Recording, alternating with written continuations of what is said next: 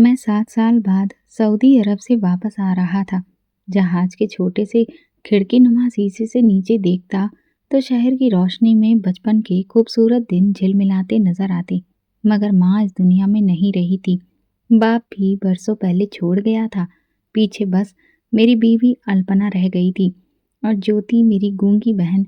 जब घर पहुंचा तो बीवी ने दरवाज़ा खोला। चेहरे पर बनावटी मुस्कुराहट थी, जैसे खुशी का ढोंग रचा रही हो।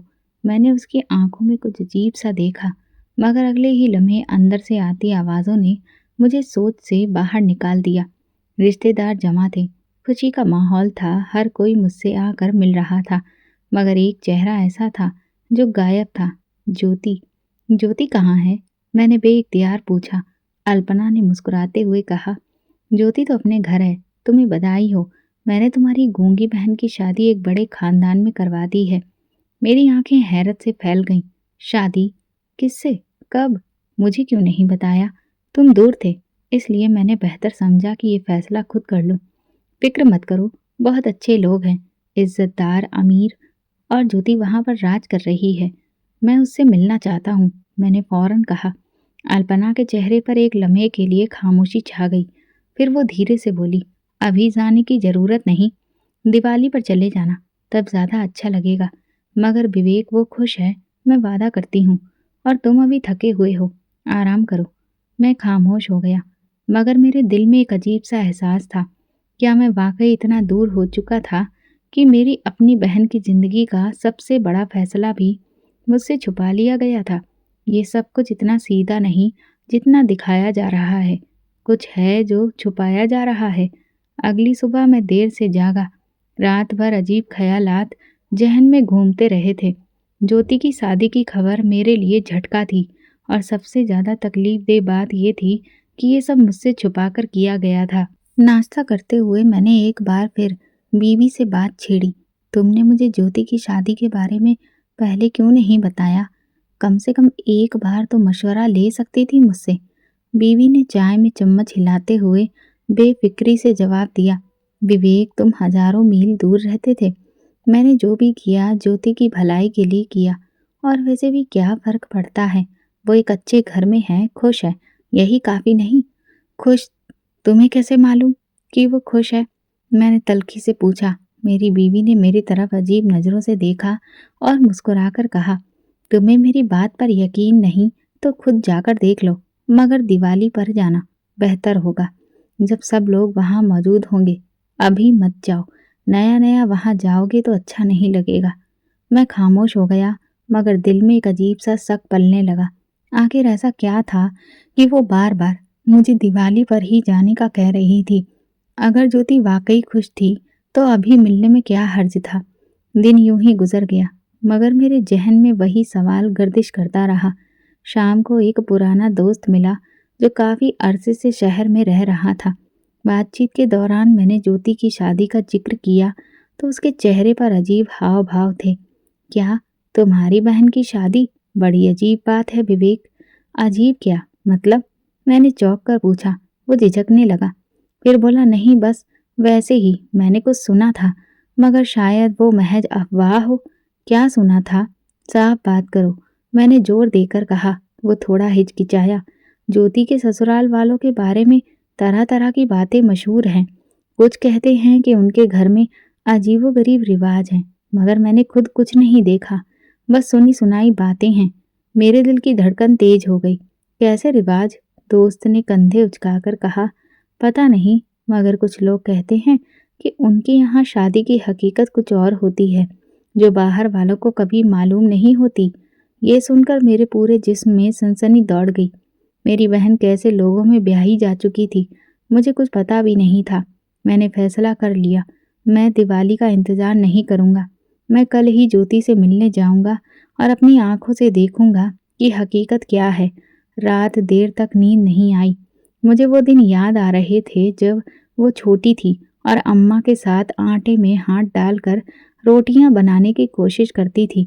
अम्मा कहती थी, ज्योति के हाथ की रोटी में दुआ होगी, क्योंकि ये कभी किसी का बुरा नहीं सोचती। और मैंने अम्मा से वादा किया था कि ज्योति की हमेशा हिफाजत करूंगा। मैं सुबह जल्दी उठा और बीवी से कह दिया कि मैं ज्योति के घर जा रहा हूँ। वो हैरान हुई मगर जल्दी से संभल गई। अभी मत जाओ, मैंने कहा था ना, दिवाली पर जाना बेहतर होगा। मुझे दिवाली का इंतजार नहीं करना, मैं आज ही मिलना चाहता हूँ। अल्पना कुछ देर खामोश रही, फिर धीमे लहजे में बोली, अच्छा जैसे तुम्हारी मर्जी, मगर वहां जाकर कोई ऐसी बात मत करना जिससे गलत फहमी हो। ये लोग बहुत इज्जतदार हैं और मैं नहीं चाहती कि तुम कोई मसला खड़ा करो। मुझे उसकी बात में एक अजीब सी सख्ती महसूस हुई। मैंने कोई जवाब नहीं दिया और तैयार होने लगा। रास्ते में गाड़ी चलाते हुए दिल में बेचैनी बढ़ती ही जा रही थी। आखिर ज्योति किस हाल में होगी? वो वाकई खुश होगी या अल्पना ने सिर्फ मुझे तसल्ली दी थी? मैंने एक बार फिर वो शब्द दोहराए जो दोस्त ने कल रात कहे थे। ये वो लोग हैं जिनके बारे में अजीब बातें कही जाती हैं। मेरे दिल में खौफ की एक लहर दौड़ गई। मैंने गाड़ी की रफ्तार बढ़ा दी, मगर जैसे ही मैं शहर के दूसरे किनारे पर पहुंचा और ज्योति के ससुराल का पता मालूम करने लगा, मेरी गाड़ी का फ़ोन बजने लगा। स्क्रीन पर मेरी बीवी का नंबर जगमगा रहा था। हाँ, मैंने चिढ़ते हुए फ़ोन उठाया। विवेक कहाँ हो? उसकी आवाज़ में घबराहट थी। ज्योति से मिलने जा रहा हूँ और तुम तो जानती ही हो कि मैं झूठ नहीं बोलता। चंद लम्हे खामोशी रही, फिर वो बोली, मत जाओ, कम से कम अभी मत जाओ। क्यों? मैंने गाड़ी साइड पर रोकी। बस मत जाओ, मैंने कहा था ना दिवाली पर जाना बेहतर होगा। क्या तुम मुझसे कुछ छुपा रही हो? उसकी सांसें तेज हो गईं। फिर बोली, नहीं, मैं बस ये कह रही हूँ कि अभी जाने का कोई फायदा नहीं। वहाँ सब बिजी होंगे, तुम्हें वक्त नहीं देंगे। और ज्योति को भी वो जरा रुकी। उसे भी शायद तुम्हारी मौजूदगी अजीब लगे। अजीब? मैं उसका भाई हूँ, वो मेरी मौजूदगी से अजीब क्यों महसूस करेगी? वो खामोश हो गई। मैंने मौका गनीमत जाना और सख्त लहजे में कहा, देखो मैं वहाँ जा रहा हूँ, चाहे कुछ भी हो, अगर तुम वाकई कुछ नहीं छुपा रही तो मुझे रोकने की कोशिश मत करो। अल्पना ने एक लंबी सांस ली और आहिस्ता से कहा, ठीक है, मगर भगवान के लिए कोई मुसीबत खड़ी मत करना। ये कहकर उसने फ़ोन रख दिया। मैंने गाड़ी आगे बढ़ाई, मगर अब मेरा शक और बढ़ गया था। कुछ ना कुछ ऐसा था जो मुझसे छुपाया जा रहा था। लेकिन जैसे ही मैं आगे बढ़ा, अचानक मेरे मोबाइल पर एक अनजान नंबर से मैसेज आया, विवेक मत जाओ, जो देखोगे उसे भूल नहीं सकोगे। मेरे हाथ में पसीना आ गया। मैंने जल्दी से नंबर चेक किया, मगर ये किसी अनजान शख्स का था। अब सवाल ये था कि मैं रुक जाऊं या अपनी बहन के ससुराल जाकर हकीकत से पर्दा उठाऊं। मगर एक बात साफ थी, ये खेल जितना सीधा नजर आ रहा था उतना था नहीं। मैसेज पढ़कर मेरे हाथ कांपने लगे। मेरे दिमाग में कई सवालात कौंध रहे थे, मगर एक चीज़ साफ थी, मुझे अब रुकना नहीं था। मैंने फ़ोन जेब में रखा और गाड़ी आगे बढ़ा दी। ज्योति का ससुराल शहर से जरा हटकर था। जैसे जैसे मैं करीब पहुंचा, रास्ते सुनसान होने लगे। ये वो पॉश इलाका था जहाँ सिर्फ अमीर लोग रहते थे और ज्योति की शादी ऐसे ही किसी घराने में ब्याही गई थी। मगर ये खुशकिस्मती थी या कुछ और? आखिरकार मैं एक बहुत बड़े दरवाजे के सामने पहुंचा। गेट इतना शानदार और बुलंद था कि किसी महल का लगता था। बाहर दो चौकीदार खड़े थे जो फुल यूनिफॉर्म में थे, जैसे कि ये कोई आम घर नहीं बल्कि कोई पुरानी जागीरदार की कोठी हो। मैं गाड़ी से उतरा और एक चौकीदार से बोला, मैं विवेक हूँ, ज्योति का भाई, अंदर जाना है। चौकीदार ने मुझे ऊपर से नीचे तक देखा, फिर दूसरे चौकीदार को अंदर फ़ोन करने लगा। चंद लम्हों के बाद गेट आहिस्ता आहिस्ता खुलने लगा, जैसे किसी किले का दरवाज़ा खुल रहा हो। मैं अंदर दाखिल हुआ तो मेरी आंखें चौंधिया गईं। इतना बड़ा और शानदार घर मैंने ज़िंदगी में नहीं देखा था। नौकर मुझे ड्राइंग रूम में ले गए। वहाँ बैठकर मैंने इधर उधर नज़र दौड़ाई। हर चीज़ सलीके से सजी हुई थी, मगर खामोशी बहुत गहरी थी, जैसे ये घर इतना जिंदा नहीं था जितना नज़र आता था। चंद लम्हों के बाद ज्योति अंदर आई। मैं खड़ा हो गया। वो महंगे और शानदार कपड़ों में थी, चेहरे पर हल्की मुस्कुराहट थी, मगर जैसे ही मैंने उसकी आंखों में झांका, मेरा दिल धड़क उठा। उसकी आंखों में कुछ था, खौफ, बेबसी या कुछ और। वो खुश नजर आ रही थी, मगर वो ज्योति नहीं थी जिसे मैं जानता था। कैसी हो? मैंने धीरे से पूछा। वो सिर्फ मुस्कुरा दी, कुछ नहीं कहा, ना कोई इशारा दिया। मुझे लगा जैसे वो कुछ कहना चाहती हो, मगर किसी खौफ ने उसके लबों को सिल दिया हो। और ये वो लम्हा था जब मुझे यकीन हो गया, ये शादी आम शादी नहीं थी। यहाँ कुछ था जो नज़र नहीं आ रहा था। मगर क्या? मैंने एक बार फिर पूछा, कैसी हो ज्योति? खुश तो हो ना? उसी लम्हे पीछे से एक आवाज़ आई, विवेक भाई, आप कैसे हैं? मैंने पलटकर देखा, ज्योति का पति संजय सामने खड़ा था। कद लंबा, चेहरा पुरकशिश, मगर आंखों में एक सर्द लहर। वो मुस्कुरा रहा था, मगर उसकी मुस्कुराहट में अजीब सा गुरूर था। मैं ठीक हूँ, मैंने बहुत मुश्किल से कहा। आपने आकर बहुत अच्छा किया, ज्योति आपको याद कर रही थी। वो मेरे करीब आकर बोला। मैंने ज्योति की तरफ देखा, वो खामोश खड़ी थी, मुस्कुराती हुई, मगर उस मुस्कुराहट के पीछे क्या था मैं समझ नहीं पाया। मैं ज्योति से अकेले में बात करना चाहता हूँ, मैंने दो टूक अंदाज में कहा। संजय की आंखों में एक लम्हे के लिए अजीब सा भाव उभरा, फिर वो हंसा। क्यों नहीं, ज्योति अपने भाई को कमरों का दौरा करा दो। ज्योति ने सिर हिलाया और मुझे इशारे से चलने के लिए कहा। मैं उसके पीछे चल पड़ा। हम एक आलीशान गैलरी से गुजर रहे थे। हर दीवार पर बड़ी बड़ी तस्वीरें और कीमती आर्ट्स के नमूने लगे थे। जैसे हम एक कोने के करीब पहुंचे, मैंने आहिस्ता आवाज़ें सुनी। दो नौकरानियां धीरे धीरे से बातें कर रही थी। जैसे ही मैं करीब पहुंचा, वो खामोश हो गई। मैंने गौर से सुना, मगर एक लफ्ज़ मेरे कान में पड़ा, महारी। महारी? मैंने बेइख्तियार पूछा। नौकरानियों ने एक दूसरे को देखा, जैसे कुछ गलत कह दिया हो, और तेजी से वहां से चली गई। मैंने ज्योति की तरफ देखा। ये महारी क्या है? ज्योति का चेहरा एक लम्हे के लिए सफ़ेद पड़ गया। वो तेजी से सर इनकार में हिलाने लगी, जैसे कि मैंने कोई गलत बात कह दी हो। मेरे अंदर बेचैनी की एक लहर दौड़ गई। ये लफ्ज़ क्या था और क्यों? ज्योति उस पल इतना घबरा गई। मैंने महसूस किया कि मैं किसी ऐसे राज के करीब पहुंच रहा था जो शायद मुझे मालूम नहीं होना चाहिए था। ज्योति, ये महारी क्या है? मैंने उसके चेहरे पर नजरें गाड़ दी। उसकी सांसें तेज हो गईं, जैसे कि मैंने कोई ऐसा सवाल कर लिया हो जो नहीं करना चाहिए था। उसकी आंखें एक पल के लिए दरवाजे की तरफ उठीं, जैसे देख रही हूं कि कोई हमें सुन तो नहीं रहा। फिर उसने जल्दी से सर इनकार में हिला दिया, जैसे कह रही हो, ये मत पूछो। मेरे अंदर जिज्ञासा और बढ़ गई। ज्योति, मैं तुम्हारा भाई हूँ, तुम मुझसे कुछ छुपा रही हो क्यों? ये लफ्ज मैंने उन नौकरानियों के मुंह से सुना। वो उस पर क्यों चौंक गई? ज्योति ने एक बार फिर नजरें झुका ली। उसके होंठ कपकपा रहे थे, मगर वो कुछ कह नहीं सकती थी। विवेक भाई, सब ठीक है? मैंने चौंक कर पीछे देखा तो संजय दरवाजे पर खड़ा था, चेहरे पर हल्की सी मुस्कुराहट, मगर आंखों में कुछ ऐसा था जो मुझे बेचैन कर रहा था। हाँ, मैं बस ज्योति से बात कर रहा था, मैंने संभलते हुए जवाब दिया। बिल्कुल करें, मगर ज्योति ने आपको पूरा घर दिखाया ना? इतना बड़ा महल नुमा घर है, आपको अच्छा लगेगा। मैंने ज्योति की तरफ देखा, जो एकदम शॉक्ड खड़ी थी, जैसे किसी रोबोट की तरह हो। हाँ, क्यों नहीं, मैंने कहा, मगर दिल में कुछ अजीब सा महसूस हुआ। ज्योति मुझे आगे ले जाने लगी। हम एक लंबी गैलरी से गुजरे, जहाँ दीवारों पर कीमती तस्वीरें लगी थीं, कुछ पुराने जमाने के लोग, कुछ दुल्हनों की तस्वीरें। मैं एक तस्वीर के सामने रुका। ये एक पुरानी तस्वीर थी, जिसमें एक नौजवान लड़की शादी के कपड़ों में खड़ी थी, मगर उसके चेहरे पर एक अजीब सा खालीपन था, जैसे कि वो खुश नहीं थी, बल्कि उसे जबरदस्ती हंसा दिया गया हो। ये कौन है? मैंने ज्योति से पूछा। उसने तस्वीर की तरफ देखा, फिर तेजी से नजरें झुका ली। उसके चेहरे पर एक बार फिर वही खौफ उतर आया। ज्योति, ये कौन है? मैंने दोबारा पूछा। ये हमारी खानदानी परंपरा है। मैंने पीछे मुड़कर देखा। संजय एक बार फिर हमारे पीछे खड़ा था। ये तस्वीर हमारी एक पुरानी बहू की है। हमारे खानदान में शादियां एक खास रिवाज के तहत होती हैं, और जो उस परंपरा को अपनाता है वो हमेशा हमारे साथ जुड़ा रहता है। मुझे उसके अल्फाज में अजीब सा भाव महसूस हुआ। कैसी परंपरा? मैंने पूछा।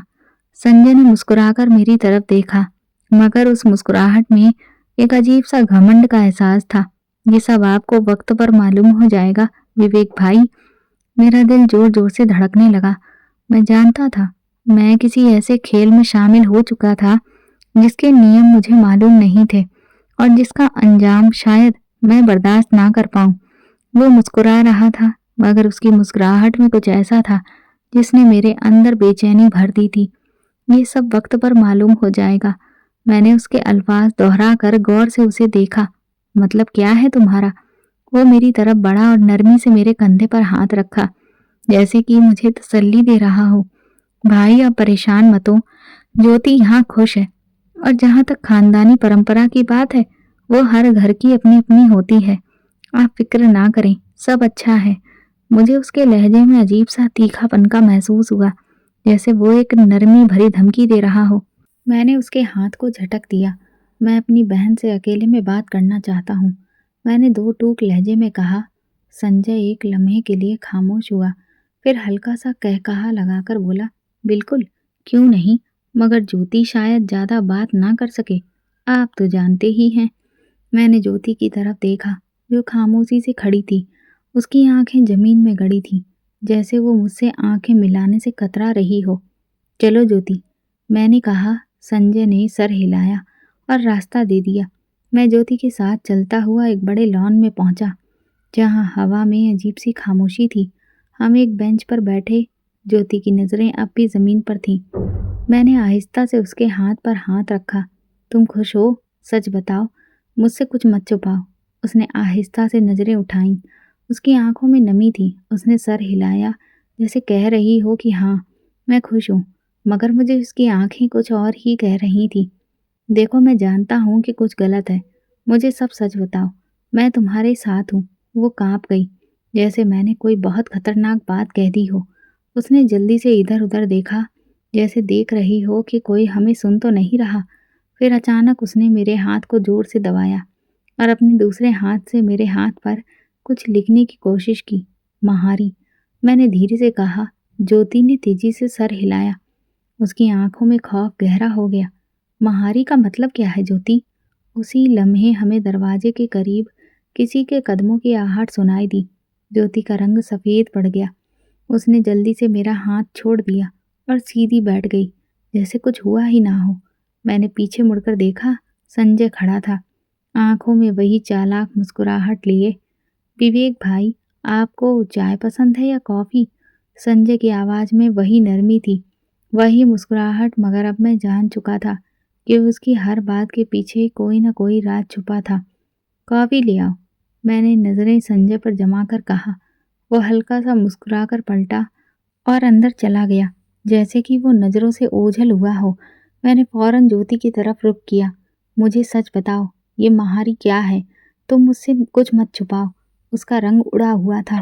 उसने मेरी तरफ देखा। उसकी आंखों में खौफ तैरने लगा। उसने जल्दी से अपने हाथों से ना पूछने का इशारा किया।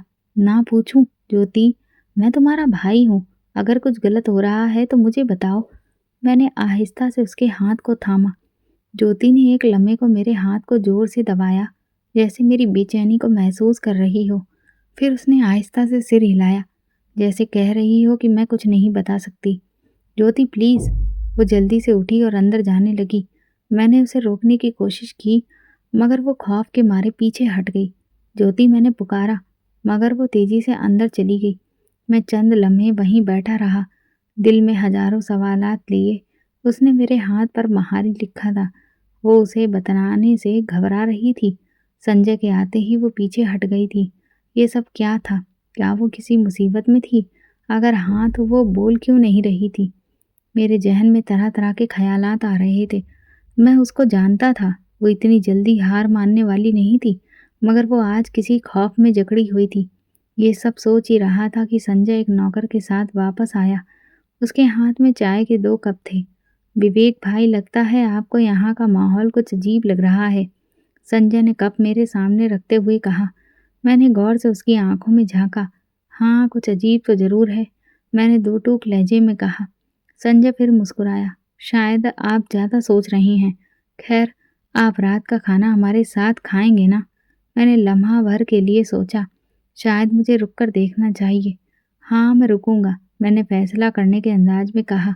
मुझे ज्योति के खौफ की जड़ तक पहुंचना था, और ये तभी मुमकिन था जब मैं ये खेल बहुत करीब से खुद देखता। रात का खाना बहुत शानदार था, मगर मैं जानता था कि उस चमक धमक के पीछे कुछ छुपा हुआ है।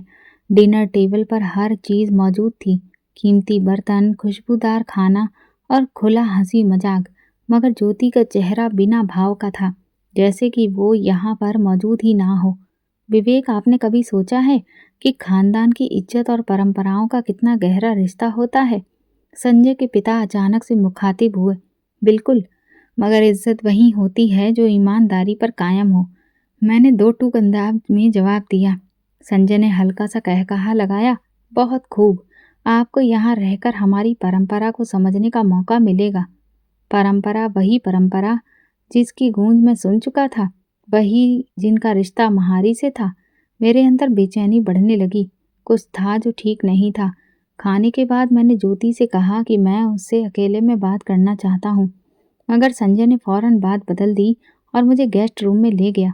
आप थके हुए होंगे विवेक भाई, कल नाश्ता साथ करेंगे।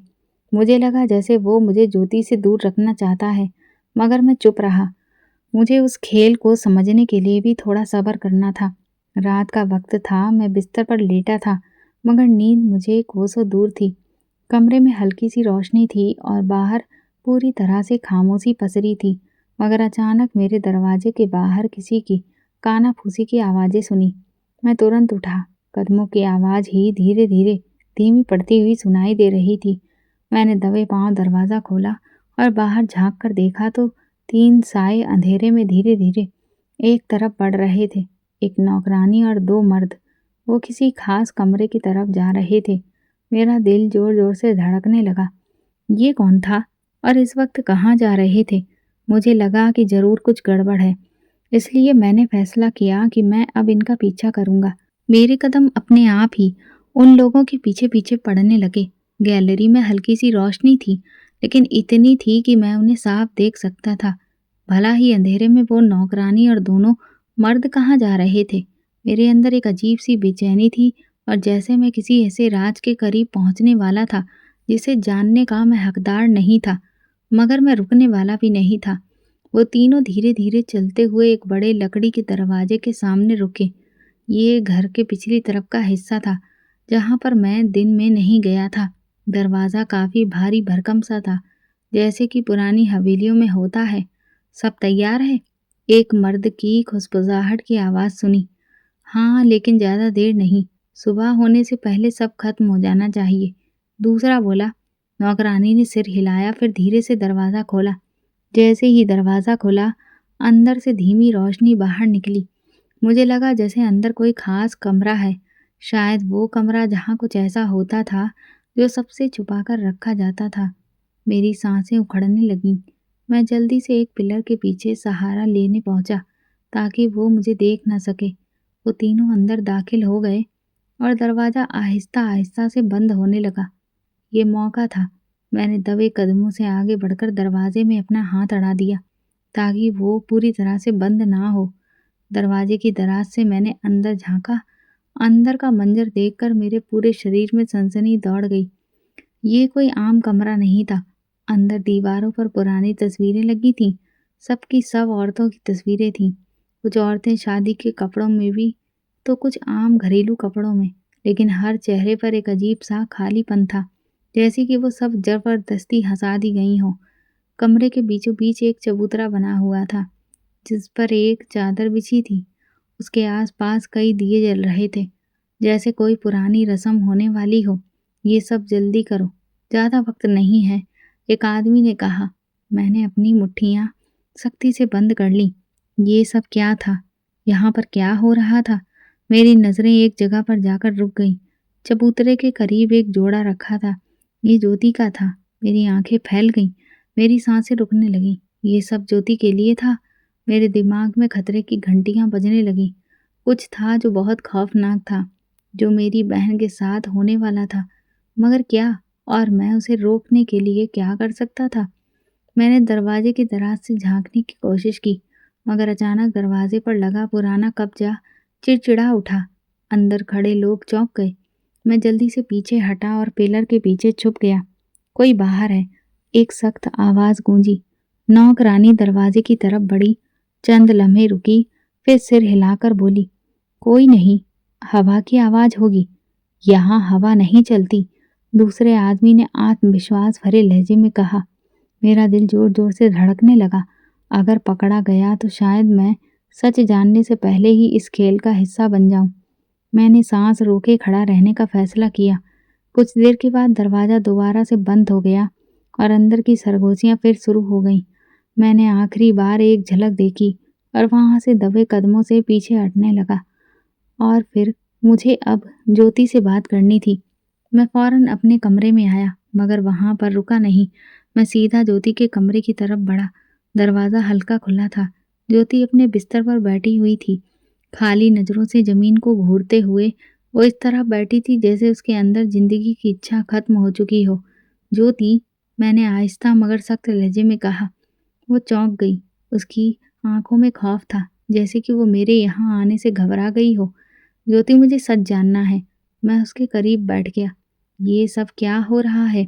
वो लोग क्या कर रहे हैं? उसने नज़रें झुका ली। उसकी सांसें तेज हो गईं। अगर तुम मुझसे कुछ छुपाओगी तो मैं तुम्हें बचा नहीं सकूंगा। वो कांपने लगी। उसकी आंखों में आंसू तैरने लगे। उसने आहिस्ता आहिस्ता अपने हाथ से कुछ इशारे किए, मगर इतने घबराते हुए कि मैं समझ ना सका।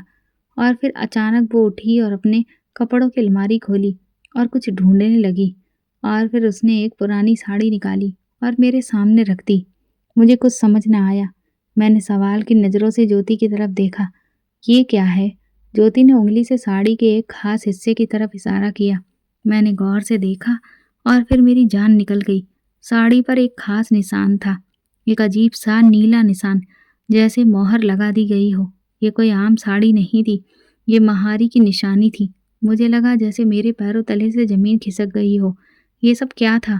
और सबसे अहम सवाल, क्या ज्योति पहले ही महारी बन चुकी थी? ज्योति, ये निशान, ये क्या है?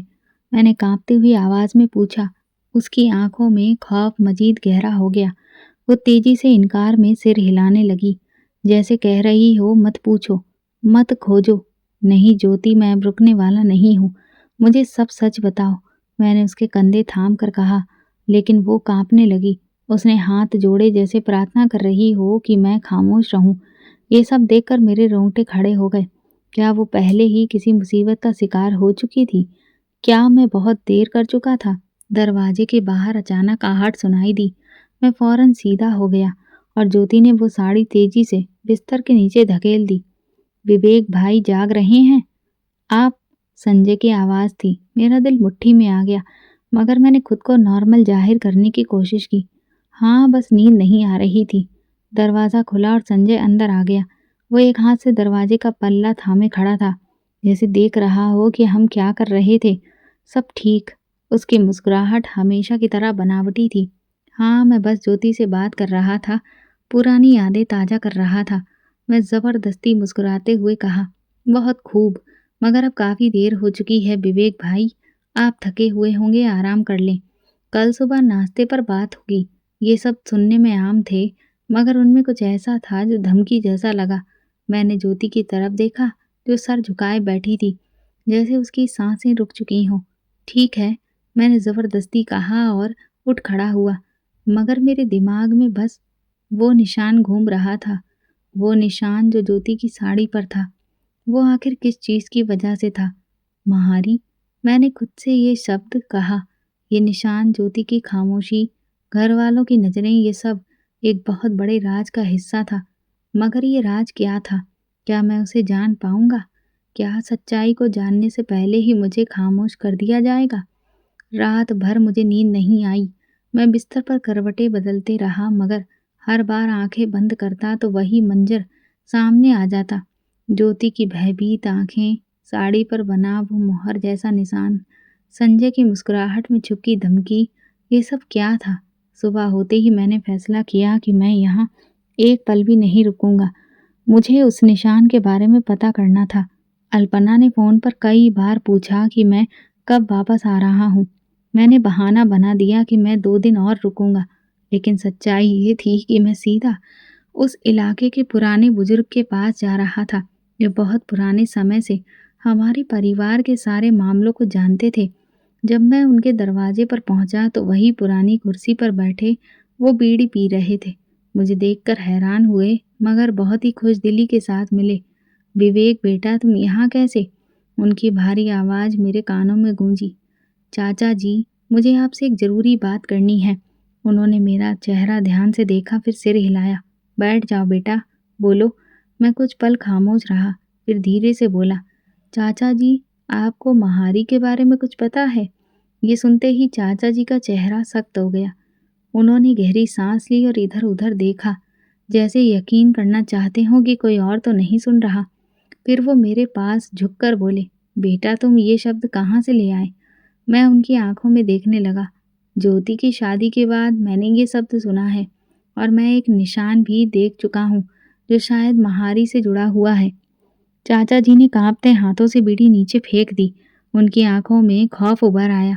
बेटा अगर तुम अपनी बहन को बचाना चाहते हो तो जितना जल्दी हो सके तुम उसे वहां से निकाल लो। महारी का मतलब जानकर तुम्हारा दिल कांप उठेगा। मेरे दिल की धड़कनें तेज हो गईं। लेकिन चाचा जी, महारी का मतलब क्या होता है?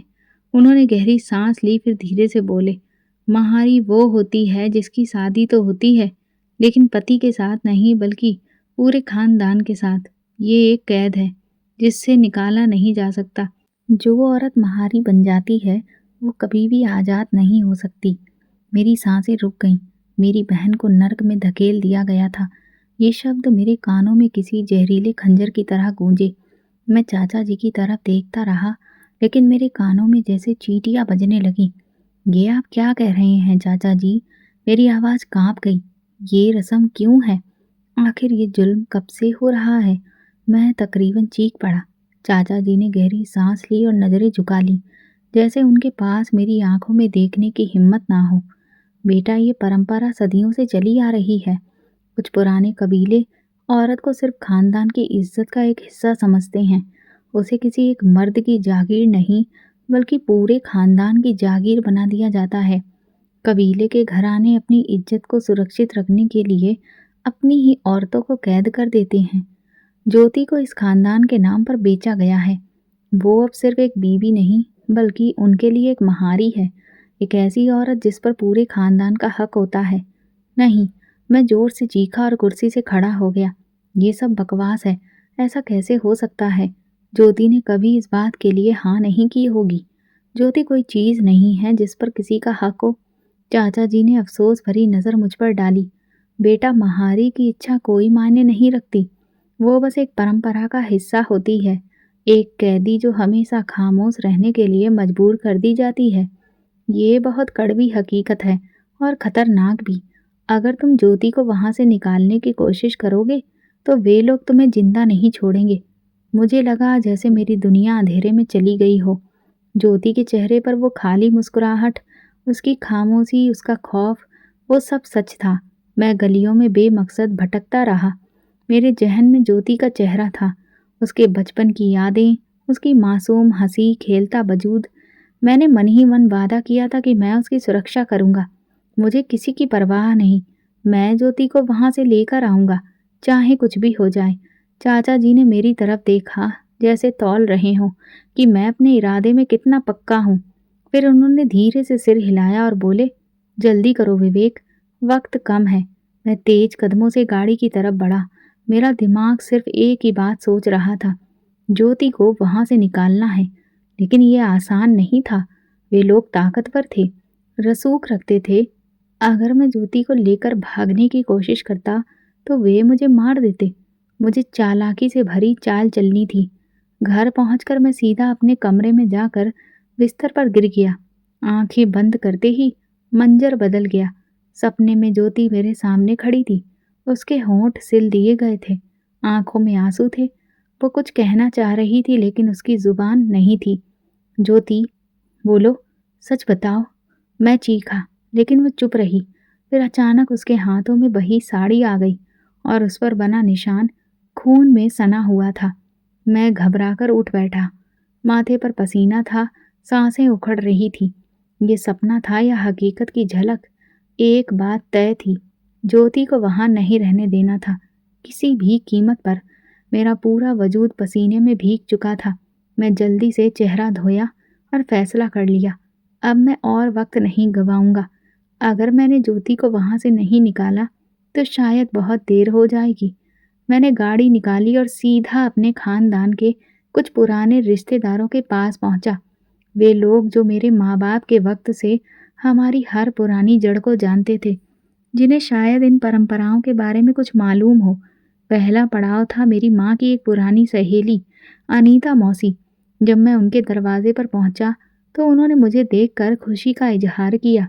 लेकिन जैसे ही मैंने ज्योति की शादी और महारी का जिक्र छेड़ा, उनके चेहरे का रंग बदल गया। बेटा, तू क्यों इन सब बातों में पड़ रहा है? जो हो गया उसे भूल जा। कैसे भूल जाऊं मौसी? ज्योति मेरी बहन है, मुझे सब जानना है। अनीता मौसी ने इधर उधर देखा, जैसे ये पक्का कर रही हो कि कोई सुन नहीं रहा। फिर धीरे से बोली, महारी वो औरत होती है जो शादी के बाद सिर्फ पत्नी नहीं रहती, बल्कि उसे खानदान के हर मर्द की मिल्कियत बना दिया जाता है। ये सुनते ही मेरा दिल एक पल को धड़कना भूल गया। ये सब बकवास है, ऐसा कैसे हो सकता है? मैं लगभग चीख पड़ा। अनीता मौसी की आंखों में आंसू आ गए। बेटा, तू सोच रहा है कि ये झूठ है, मगर ये सच्चाई है। कुछ पुरानी परंपराएं ऐसी होती हैं जो आज भी जिंदा हैं, बस लोग उन्हें जाहिर नहीं करते। क्या ज्योति के साथ भी यही होने वाला है? मेरी आवाज कांप रही थी। अनीता मौसी चुप हो गईं। मैं उनकी आंखों में देख रहा था, लेकिन उनके चेहरे पर मौत जैसी खामोशी थी। बेटा, अगर तू अपनी बहन को बचाना चाहता है, तो बिना वक्त गंवाए उसे बचा। वहां पर जो कुछ हो रहा है वो कोई शादी नहीं है। ज्योति एक कैदी है, और उसे कैद से निकालने के लिए तुझे हिम्मत करनी पड़ेगी। ये कहकर वो चुप हो गई, जैसे अब आगे कुछ नहीं कह सकती थी। मैं लड़खड़ाते कदमों से बाहर निकला। अभी थोड़ा ही रास्ता बचा था। ज्योति को हर हाल में वहां से निकालना था, और ये काम मुझे अकेले ही करना था। मेरे कदम तेज हो गए। मैं सड़कों पर भटक रहा था, लेकिन मेरा दिमाग एक ही बात पर अटका था। ज्योति ये कैदी है। मौसी की बातें मेरे मन में जहर की तरह उतर चुकी थीं। मैंने सोचा था कि शायद ये सब कोई गलतफहमी होगी, लेकिन अब मुझे यकीन हो चुका था कि ज्योति को एक ऐसे जाल में फंसाया गया था जहां से निकलना आसान नहीं था।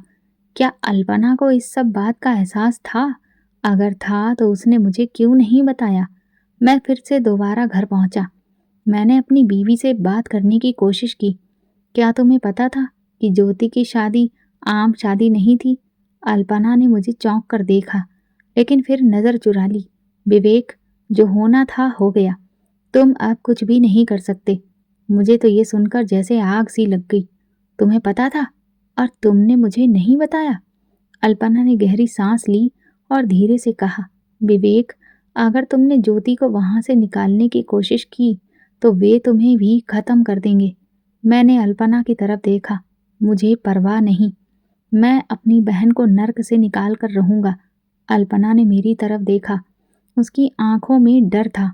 विवेक, तुम नहीं जानते, वे बहुत ताकतवर लोग हैं। तुम उनका कुछ भी नहीं बिगाड़ सकते। ताकतवर? मैं ठहाका मारकर हंसा। जो अपनी बहू, अपनी पत्नी, अपनी बेटी को कैद करके रखते हैं, वे ताकतवर नहीं, निर्दयी होते हैं। अल्पना ने बेबसी से सिर हिला लिया। अगर तुम ज्योति को ले जाने की कोशिश करोगे, तो वे तुम्हें मार देंगे विवेक। मैं गुस्से से उसकी तरफ देखता रहा। तो क्या मैं अपनी बहन को यूं ही मरने के लिए छोड़ दूं? उसे हमेशा के लिए गुलाम बना दूं? नहीं, ये नहीं हो सकता। मैं जा रहा हूं। रास्ते में गाड़ी चलाते हुए मेरे दिमाग में सिर्फ एक ही बात थी, ये सब आज खत्म करना है। ज्योति को वहां से निकालना था, और मैं किसी भी कीमत पर ये करने के लिए तैयार था। लेकिन जैसे ही मैं ज्योति के ससुराल के करीब पहुंचा, मुझे महसूस हुआ कि माहौल बदला हुआ था। घर के दरवाजे पर पहले जितने नौकर नजर नहीं आ रहे थे, अब वो नहीं थे। गेट भी पहले की अपेक्षा ज्यादा मजबूती से बंद था। कुछ तो था जो पहले जैसा नहीं था। मैंने गाड़ी रोकी और गेट पर दस्तक दी। कुछ देर के बाद एक नौकर बाहर आया, मगर वो पहले वाले नौकरों की तरह नहीं लग रहा था। उसके चेहरे पर एक अजीब सी सख्ती थी। क्या काम है? उसने बहुत ही ठंडे लहजे में पूछा। मैं ज्योति का भाई हूँ, उससे मिलना चाहता हूँ, मैंने मजबूती से बोला। नौकर ने मुझे ऊपर से नीचे तक देखा, फिर बोला, मैडम घर पर नहीं है। ये झूठ है, मैंने गुस्से से कहा। मुझे पता है ज्योति अंदर है, मुझे उससे मिलना है। मैडम यहाँ नहीं है। नौकर ने वही जवाब दोहराया। मेरा सब्र जवाब दे गया। मैंने दरवाजे को धक्का दिया और अंदर जाने की कोशिश की, लेकिन नौकर ने रास्ता रोक लिया। तुम लोग ज्योति को क्यों छुपा रहे हो? मैं दहाड़ा। उसी पल घर के अंदर से संजय बाहर आ गया। वो हमेशा की तरह सुकून में नजर आ रहा था, मगर उसकी आंखों में क्रूरता थी। विवेक भाई, आप क्यों बार बार यहाँ आ रहे हैं? ज्योति हमारी जिम्मेदारी है, आपको फिक्र करने की जरूरत नहीं। ज्योति कहाँ है? मैंने दांत पीसते हुए पूछा। संजय हल्का सा मुस्कुराया। वो खुश है, लेकिन शायद आपको ये जानकर दुख होगा कि आपकी बहन अब हमारी परंपरा का हिस्सा बन चुकी है। मेरे पैरों तले से जमीन खिसक गई। क्या मैं बहुत देर कर चुका था? संजय के शब्द मेरे कानों में जहर की तरह घुल गए। क्या मतलब है तुम्हारा? ज्योति कहाँ है? मैं आगे बढ़ने की कोशिश की, लेकिन नौकर मेरे सामने दीवार बनकर खड़े हो गए। संजय हंसा, लेकिन उसकी आंखों में एक बहसी पने की चमक थी। विवेक भाई, आप शायद नहीं जानते, लेकिन कुछ घराने ऐसे होते हैं जहां शादी का मतलब आम शादी नहीं होती। बकवास बंद करो। मैं दहाड़ा। संजय ने बड़े ही सुकून भरे अंदाज में हाथ बांधे और कहा, तुम्हें महारी का मतलब जानने के लिए बहुत दौड़ धूप करनी पड़ी है ना? सच जानने के लिए दर दर के दरवाजे भी खटखटाए हैं, लेकिन क्या वाकई हकीकत जानने के लिए तैयार हो? मेरा दिल जोर जोर से धड़कने लगा। महारी वो औरत होती है जिसकी शादी तो होती है, लेकिन वो सिर्फ पति की नहीं, बल्कि पूरे परिवार की होती है। ये शब्द सुनते ही जैसे मेरे वजूद में आग लग गई हो। ये झूठ है। ज्योति कोई वस्तु नहीं है कि तुम लोग उसे अपनी मिल्कियत बना लो, मैंने गुस्से से कहा। संजय आगे बढ़ा। उसके चेहरे पर कोई नरमी नहीं थी। ये झूठ नहीं है विवेक भाई। ज्योति अब महारी बन चुकी है। ये हमारे खानदान की सदियों पुरानी परंपरा है। एक बार जो महारी बन जाए, वो कभी आजाद नहीं हो सकती। वो हमारे खानदान की मिल्कियत होती है, हमेशा के लिए। मेरी सांसें रुकने लगी, दिमाग सुन्न होने लगा। तुमने ज्योति के साथ क्या किया? मैंने बहुत मुश्किल से पूछा। संजय की मुस्कुराहट और गहरी हो गई। जो हमारी परंपरा का हिस्सा है, वही जो हर महारी के साथ होता है। मुझे लगा जैसे मेरे अंदर कोई ज्वालामुखी फटने वाला हो। मैं संजय पर हमला करने के लिए कदम बढ़ा ही रहा था कि पीछे से किसी ने मेरे कंधे पर जोर से हाथ रख दिया। मैं मुड़ा तो देखा, दो ताकतवर नौकर मुझे कसकर पकड़ चुके थे। उनमें से एक मेरे कानों में धीरे से फुसफुसाया, आपकी बहन अब यहाँ से नहीं जा सकती विवेक भाई। ये खेल बहुत पहले खत्म हो चुका था, बस आपको देर से पता चला। मुझे लगा जैसे मेरी आत्मा हवा में कहीं खो गई हो। संजय के शब्द मेरे अंदर तीर की तरह चुभ रहे थे, लेकिन मैं जानता था कि यह खेल अभी खत्म नहीं हुआ। मैं अपनी बहन को बचाने आया था और उसे लेकर ही जाऊंगा। नौकर मुझे घसीटते हुए बड़े दरवाजे तक ले गए। जैसे ही दरवाज़ा खुला, मेरा दिल धड़कना भूल गया। ज्योति वो सफ़ेद कपड़ों में एक कोने में चुपचाप बैठी थी, आंखें बेजान, चेहरा वीरान, जैसे वो सिर्फ सांस लेने के लिए ही जिंदा थी। ज्योति, मैंने प्यार से पुकारा। वो एक पल को चौंकी, लेकिन फिर आंखें झुका ली। मैंने उसकी आंखों में वही पुरानी चमक ढूंढने की कोशिश की, मगर वहां कुछ भी नहीं था, बस खामोशी, खौफ और कैद। अब वो तुम्हारी बहन नहीं रही विवेक भाई, वो हमारी परंपरा का हिस्सा है। संजय ने एक शैतानी मुस्कान के साथ कहा। मेरा खून खौलने लगा। तुम जैसे दरिंदे इज्जत और परंपरा के नाम पर औरतों को गुलाम बनाते हो, लेकिन आज ये परंपरा टूटेगी। संजय का चेहरा सख्त हो गया। ये परंपरा कभी नहीं टूटेगी विवेक, तुम कुछ नहीं कर सकते। देखते हैं, मैंने घुर्राते हुए कहा और पूरी ताकत से एक नौकर को धक्का दे दिया। वो जमीन पर गिरा और मैंने झट से ज्योति का हाथ पकड़ लिया। चलो ज्योति। वो घबरा गई, जैसे उसे यकीन ही ना हो कि मैं वाकई उसे यहाँ से ले जाने आया था। विवेक, तुम यहाँ से जिंदा नहीं जा पाओगे। संजय दहाड़ा और नौकरों को इशारा किया। नौकर मेरी ओर बढ़े, लेकिन मैं पहले ही ज्योति का हाथ पकड़कर भाग चुका था। हम गार्ड से बचते हुए भागे। ज्योति की सांस उखड़ने लगी। वो कमजोर हो चुकी थी, लेकिन मैं जानता था कि उसे बचाने का यही एक मौका था। हम बाहर के दरवाजे तक पहुंचे, मगर वहां पर 3 नौकर खड़े थे। मैंने पास में पड़ी लोहे की रॉड उठाई और एक नौकर के सिर पर जोर से मारी। वो जमीन पर गिर पड़ा। ज्योति डर के मारे कांप रही थी, मगर मैंने उसकी आंखों में देखा और कहा, ज्योति, तुम्हें डरने की जरूरत नहीं, अब हम आजाद हैं। उसी पल घर के अंदर शोर मच गया। दरवाजा बंद करो, उन्हें बाहर जाने मत दो। संजय दहाड़ा। मेरा दिल जोर से धड़का, मगर तभी पुलिस के सायरन बजने लगे। संजय और उसके साथी हैरानी से पीछे हट गए। मैंने पीछे मुड़कर देखा, पुलिस की दर्जनों गाड़ियां घर के बाहर खड़ी हुई थीं। अल्पना ने मुझे रोका था, मगर शायद उसने ही पुलिस को सूचना दी थी। पुलिस अफसर ने अंदर आते ही संजय और उसके साथियों को गिरफ्तार कर लिया। ये खानदान बरसों से औरतों को अमानवीय तरीके से कैद कर रहा था। हमारे पास तमाम सबूत हैं, इंस्पेक्टर ने सख्त लहजे में कहा। संजय ने मुझे घूरा, मगर उसे अब समझ में आ चुका था कि उसकी परंपरा हमेशा के लिए खत्म हो चुकी थी। ज्योति अभी भी सदमे में थी। वो ये सब हकीकत मानने को तैयार ही नहीं थी। मैंने उसके कंधे पर हाथ रखा। ज्योति, तुम आज़ाद हो, कोई तुम्हें कैद में नहीं रख सकता। हम इस नर्क से निकल चुके हैं। ज्योति की आंखों में आंसू आ गए। ये आंसू खौफ के नहीं, आज़ादी के थे।